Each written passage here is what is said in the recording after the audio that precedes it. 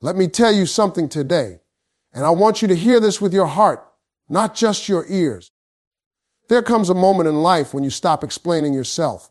You stop overgiving. You stop reaching out to people who never reach back. And when you do that, something powerful happens. Because the moment you don't reach out, the moment you go quiet, the moment you choose self-respect over chasing, oh yes, he notices. Now listen, silence doesn't mean weakness. Silence doesn't mean you lost. Silence is often the loudest message you can send. And here's the truth about what happens in a man's mind when you don't reach out anymore. Not gossip, not guessing. Real psychological truth. He begins to replay, to reflect, to realize things he never noticed when you were always available. And by the end of this, you'll understand one thing clearly. Sometimes the strongest move you can make is no move at all. Listen, confusion hits his ego first. Let me tell you something most people don't understand about silence. Silence doesn't just sit there quietly. Silence walks into a room, pulls up a chair, and starts asking questions nobody was ready to answer. And the very first thing your silence touched wasn't his heart. It was his ego. Because when you didn't reach out, when you didn't send that message, when you didn't check in like you usually do, his mind didn't jump to maturity. It jumped to interruption. You disrupted a pattern he had grown comfortable with. And people don't realize how powerful patterns are until they break. See, he had gotten used to a certain rhythm, a certain expectation. Whether he admitted it or not, your effort had become part of his emotional routine. So when that routine stopped, his ego leaned forward and said, wait a minute, what just happened? Confusion showed up fast, not loud confusion, quiet confusion, the kind that makes someone check their phone without knowing why, the kind that makes them reread old messages, replay conversations, and mentally scroll back to the last interaction, trying to figure out if they missed something. Because when attention suddenly disappears, the ego assumes something changed, and it wants to know if that change was caused by them. This is where people get it twisted. They think his first thought was, she doesn't care. No. His first thought was, why didn't she? That question is ego-centered. It's not about you yet. It's about his position in your life. Your silence didn't make him feel abandoned. It made him feel uncertain. And uncertainty is uncomfortable for the ego. The ego likes predictability. It likes knowing where it stands. It likes knowing that if it leans back, someone else will lean forward. And when you didn't lean forward, the balance shifted. Suddenly, he wasn't sure where he ranked. Suddenly, the invisible reassurance he'd been receiving wasn't there anymore, and the ego hates not knowing. So confusion crept in. He wondered if you were busy. Then he wondered if you were distant. Then he wondered if you were pulling away. And somewhere in that mental spiral, a deeper thought tapped him on the shoulder. What if I mattered more than I realized? That's when confusion stops being casual and starts being personal. Because now his ego wasn't just confused. It was challenged. Your silence forced him to confront a possibility he hadn't considered, that your attention was a choice, not a guarantee. And that realization doesn't land softly. It rattles around in the mind. He might not have said anything. He might have acted normal. But internally, his mind was adjusting to a new reality where the emotional energy wasn't flowing the same direction anymore. And that shift made him aware of something he hadn't respected before. The effort it took for you to show up. Ego confusion doesn't look dramatic. It looks like hesitation. It looks like checking in mentally before acting. It looks like someone wanting reassurance without asking for it. And that's exactly what your silence created, a space where his ego had to sit without being fed. And here's the part you need to understand for yourself. Your silence wasn't an attack. It wasn't manipulation. It wasn't punishment. It was simply the absence of overgiving.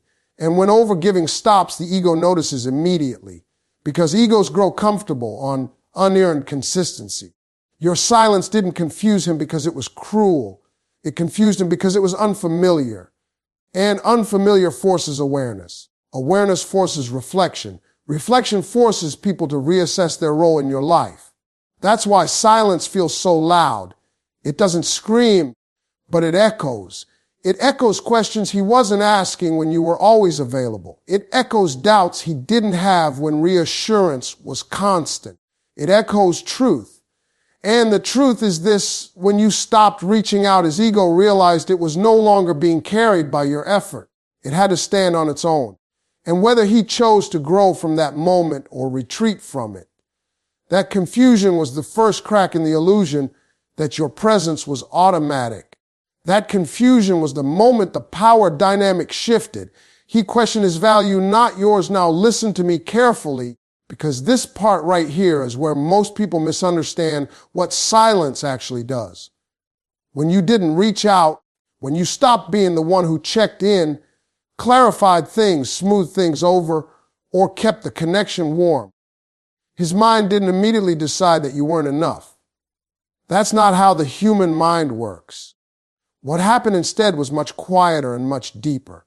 He started questioning himself. See, attention has a sneaky way of working.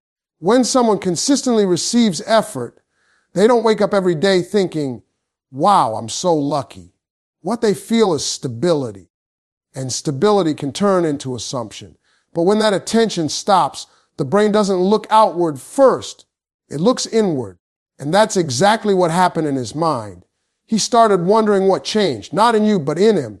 He replayed his words, his actions, his tone, his timing. He thought about the last interaction and asked himself questions he hadn't asked before. Did I say too much? Did I not say enough? Was I too distant? Was I too comfortable? Because silence removes reassurance, and without reassurance, the mind starts searching for reasons. This is important. Your silence didn't make him feel superior. It made him feel unsure. And uncertainty is not confidence's best friend. When someone is confident in their value, they don't panic when communication slows. But when confidence has been leaning on external validation, silence feels like the floor shifting underneath them. He wasn't sitting there thinking you lost your worth. He was wondering if he had lost his place. That's the difference. Your absence didn't erase you. It made him aware that his position in your life wasn't as secure as he assumed. And that awareness can be uncomfortable, especially for someone who hasn't had to question it before. What your silence did was remove the emotional mirror you had been holding up for him. When you were reaching out, responding quickly, showing interest, you were reflecting his value back to him. Without that reflection, he had to look at himself without assistance. And not everyone is prepared for that moment. He may not have admitted it out loud. He may have acted unaffected.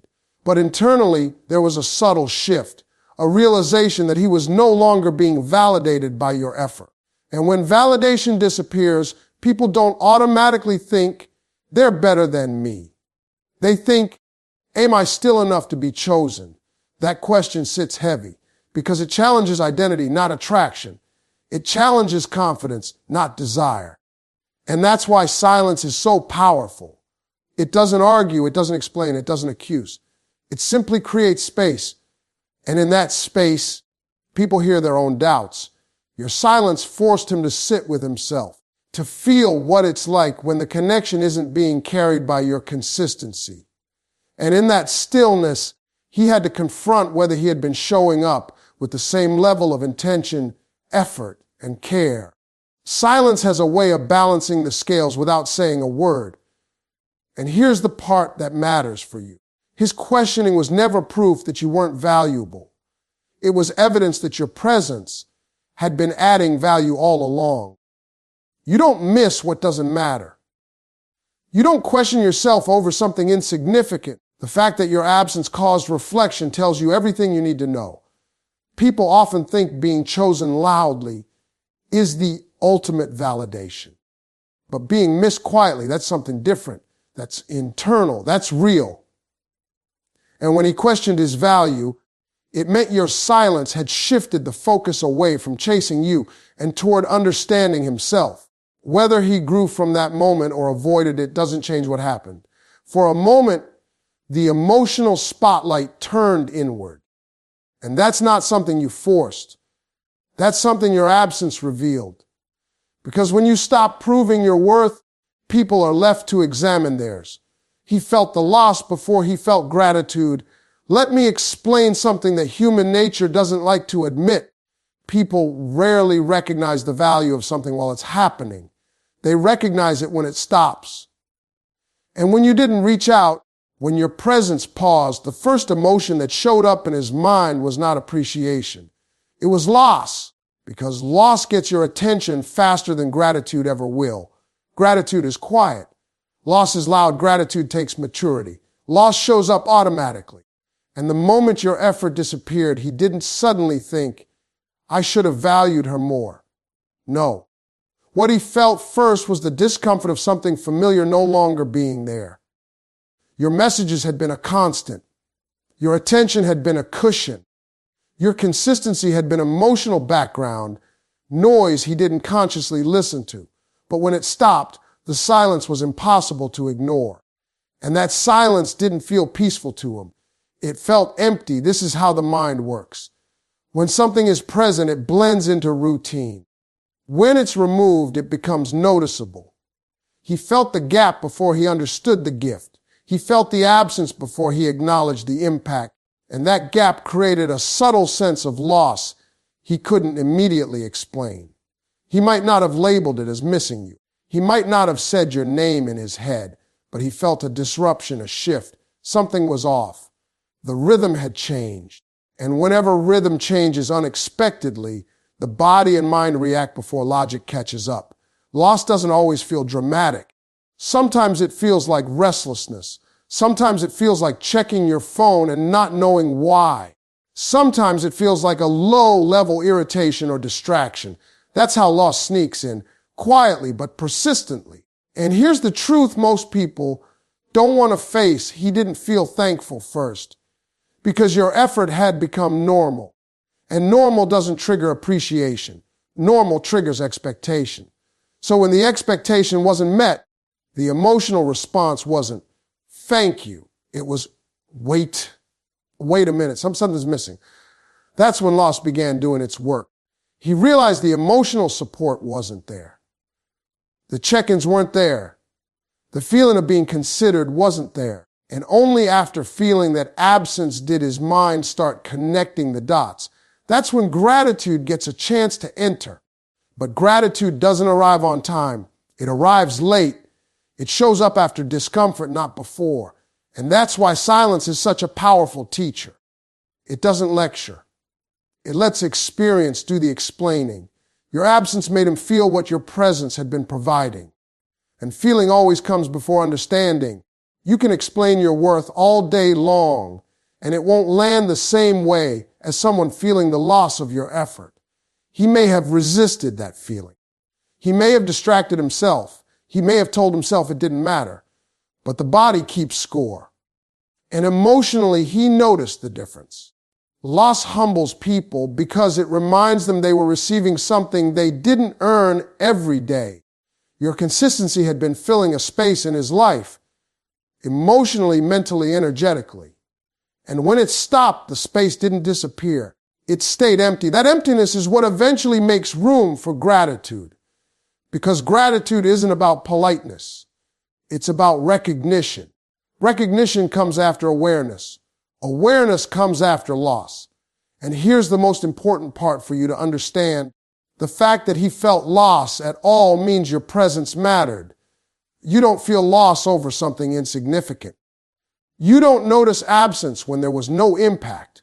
Your silence didn't erase you. It outlined you. It traced the shape of what had been there all along.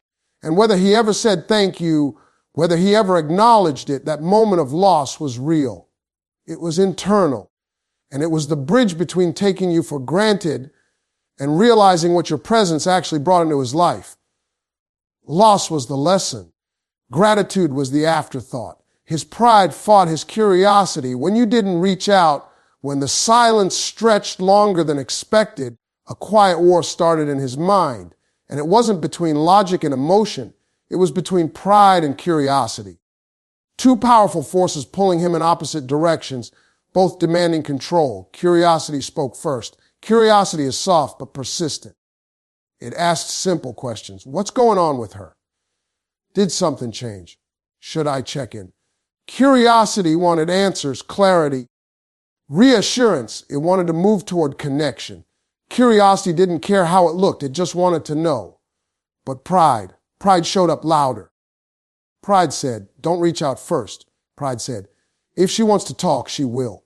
Pride said, and pride hates uncertainty, but it hates vulnerability even more. So instead of acting, he paused. Instead of asking, he waited.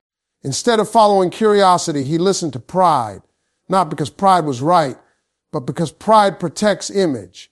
And for a lot of people, protecting image feels safer than protecting connection. This is where silence does its most revealing work. Your silence didn't just make him wonder. It forced him to choose which voice he trusted more.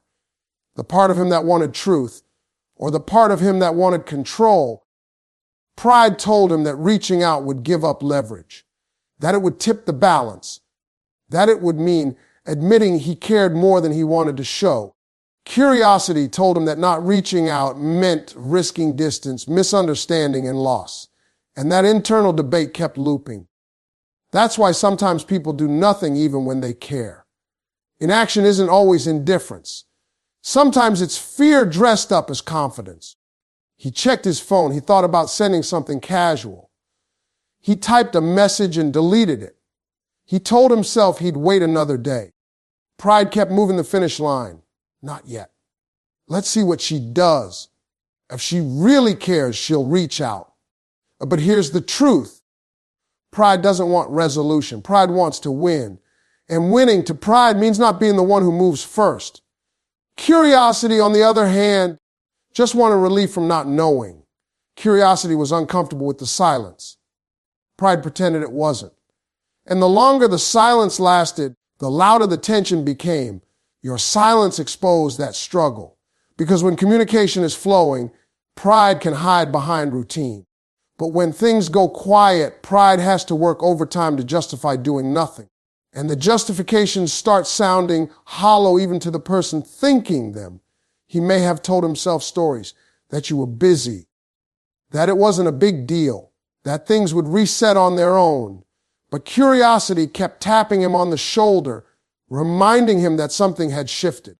This is the moment where character shows up, because eventually one voice wins. Either curiosity overcomes pride and he reaches out with honesty, or pride overpowers curiosity and he stays silent to protect his ego. And that outcome tells you everything. If curiosity won, it meant he valued connection more than control.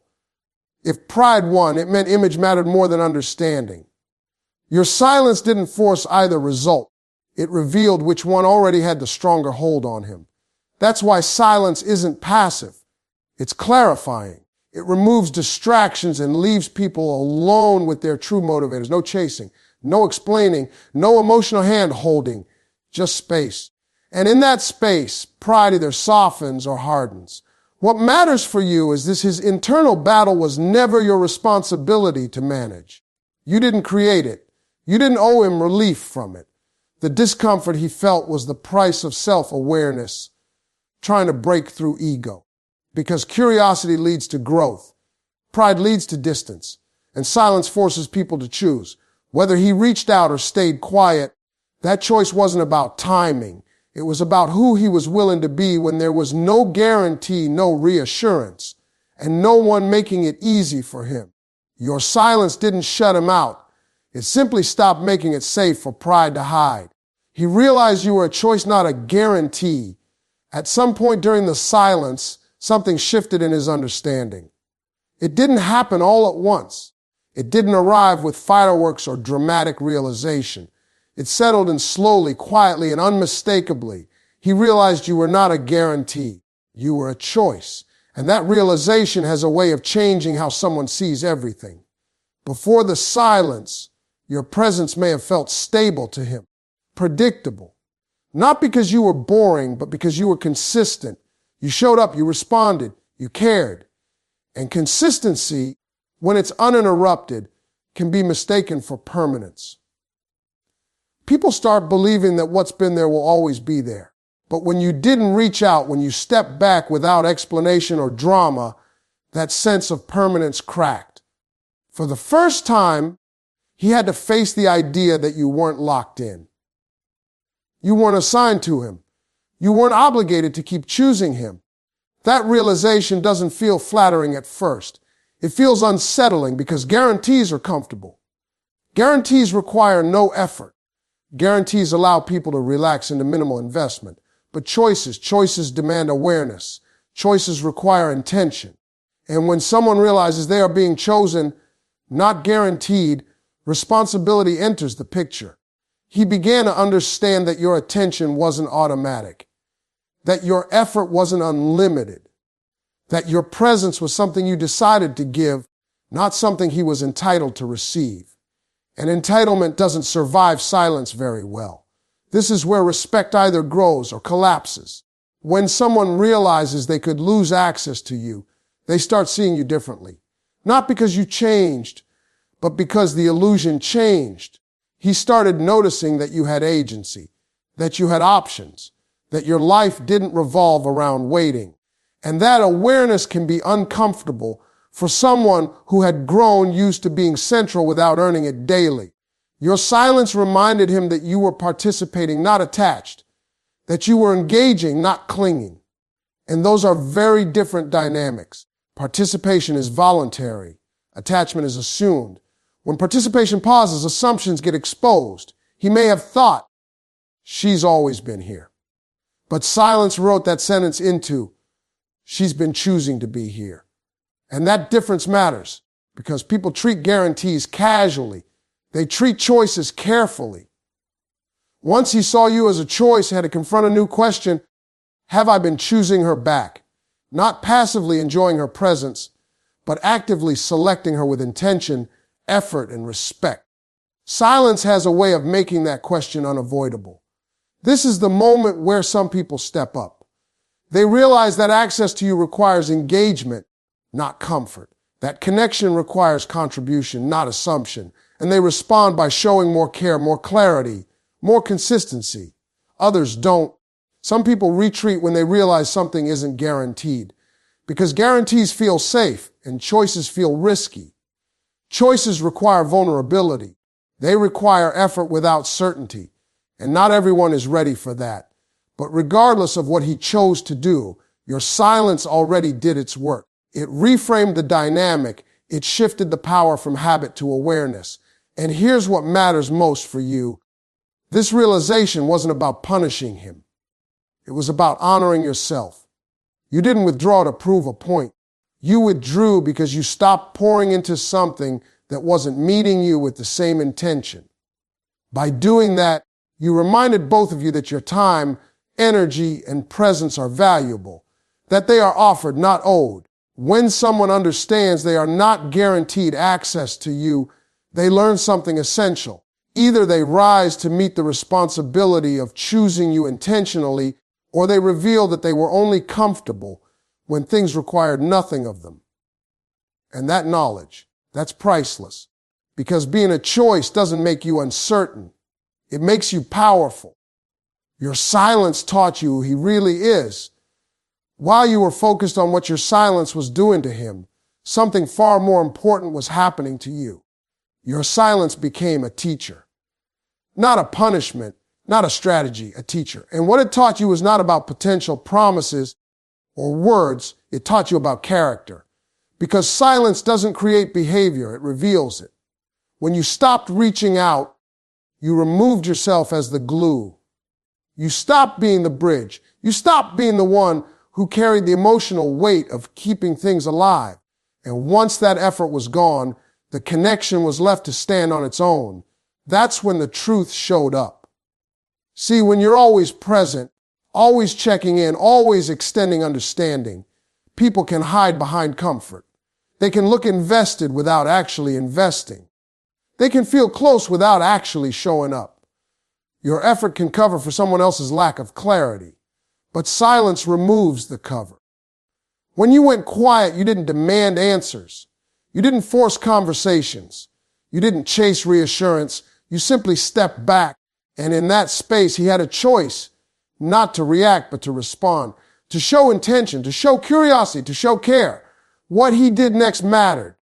If he leaned in, if he reached out with honesty, if he tried to understand instead of protect his ego, that told you something real. It told you that connection mattered more to him than convenience. That growth mattered more than pride. That effort wasn't one-sided. But if he disappeared, avoided, delayed, or acted unaffected, that told you something too. Not something painful, something useful. It told you that when effort wasn't being supplied for him, he didn't know how to supply it himself. Silence doesn't reward words. It rewards action.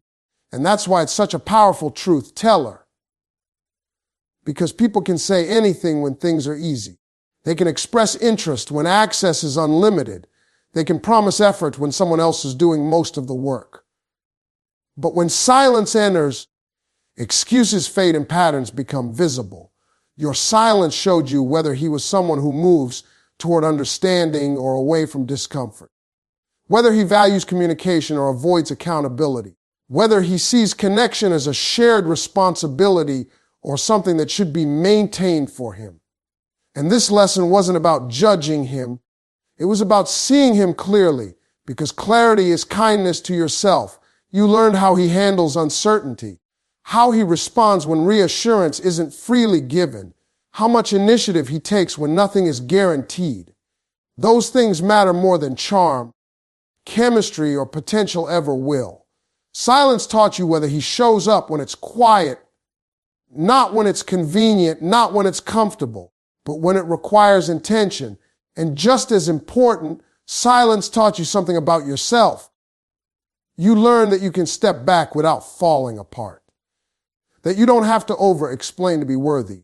That your value doesn't disappear just because you stop proving it. You learn that peace feels better than chasing clarity from someone who isn't offering consistency. That's growth. Because the moment you stop abandoning yourself to keep a connection alive, you start attracting situations that don't require self-betrayal. Your silence wasn't about waiting to be chosen. It was about choosing yourself long enough to see who was willing to meet you there. And the truth is, not everyone will. Some people only show up when they're being carried. Some people only engage when they're being pursued. Some people confuse access with connection. Silence separates those people from the ones who understand reciprocity. What he did in the quiet told you more than anything he ever said in the noise. And once you see that truth, you don't need closure. You don't need explanations. You don't need to chase understanding, because silence already gave you the answer. Don't break your silence to ease someone else's discomfort. Let me leave you with this, and I want you to really hear it, not just listen to it. Never break your silence just to make someone else comfortable. Silence is not something you owe anyone an explanation for. It's not rude. It's not cruel. It's not you playing games. Silence is often the sound of you choosing peace over performance. And the moment you break it just to relieve someone else's uneasiness, you send yourself a message that their comfort matters more than your clarity. Never shrink your boundaries just to be chosen. Because if someone only chooses you when you're smaller, quieter, more accommodating, and easier to access, they aren't choosing you. They're choosing convenience. And convenience disappears the moment effort is required. The right people don't panic when you pause. They don't assume, they don't spiral, retreat into pride. They reflect, they ask questions. They look inward before pointing outward. They rise to the moment instead of running from it. And most importantly, they respond with intention, not ego. Silence doesn't scare emotionally mature people. It sharpens them. And if someone couldn't meet you in the quiet, if they needed constant reassurance, constant effort, constant chasing just to stay present, they were never ready to walk with you in the noise. Because real partnership isn't built in constant communication. It's built in mutual respect when things go still. So stand tall. Stay grounded. Trust what was revealed instead of mourning what you hoped for. Silence didn't push him away. It didn't ruin anything real. It didn't cost you love. It showed you the truth. And the truth, even when it's uncomfortable, even when it hurts for a moment, always works in your favor.